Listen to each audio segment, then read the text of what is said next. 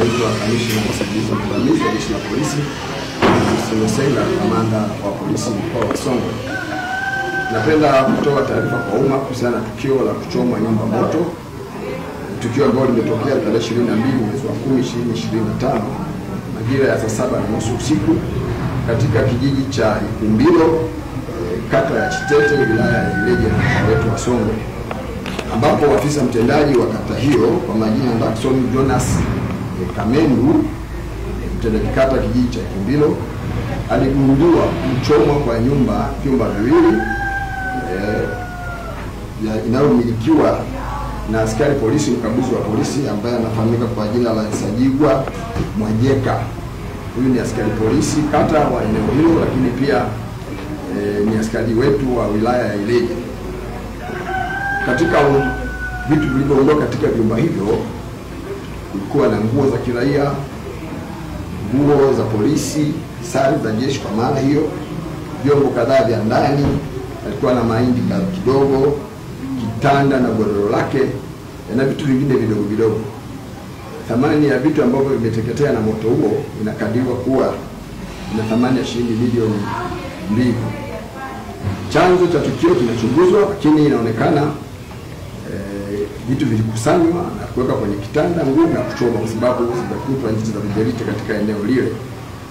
Mpaka sasa hatujakamata mtu, mkaje uchunguzi unaendelea. Kuna watu ambao tumeshapata taarifa tunawafuatilia, na tutakapokuwa tunaendelea tukiwakamata na kuwahoji, basi tutatoa taarifa kamili nini hasa sababu ya kufanya tukio hili.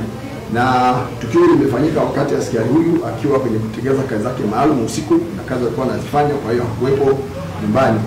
Mbinu iliyotumika ni kuvunja mlango kwa kupiga teke au na kitu kizito na kutekeleza uhalifu huo. Kwa hiyo tunaendelea na uchunguzi, endapo tutawabaini hao waliofanya vitu hivyo na nini hasa sababu ya kufanya hivyo, basi tutatoa taarifa kwa kadri nafasi itakapokuwa inaruhusu. Asante sana. Kwamba askari huyu pia sababu ambazo zinaelezwa ama zinatajwa kwenye hilo tukio pata, lakini kama tutathibitisha chochote, lakini ukisema ubakaji mara yake kama yako mambo ya namna hiyo, hakuna askari wa hivyo hatukufumbia macho namna hiyo, lakini hatujapata taarifa yoyote.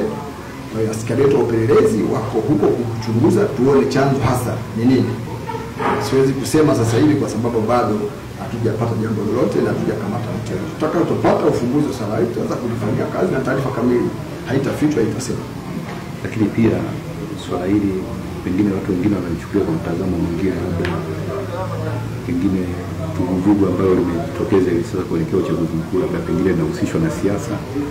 Niseme tu kwa taarifa ambazo tunazo haihusiani kabisa na tunafanya uchunguzi, haihusiani kabisa na mambo ya siasa, ni mambo ya kijamii. Huko tutaendelea kuchunguza, tutapata majibu, lakini ni watoe wasiwasi, haihusiani kabisa na mambo ya siasa, kwa sababu askari yule amekuwa akifanya kazi vizuri kabisa. Hata kiona wananchi pale kwenye kata yake ni askari wanayempenda, lakini hatujui tatizo ni nini. Kwa hiyo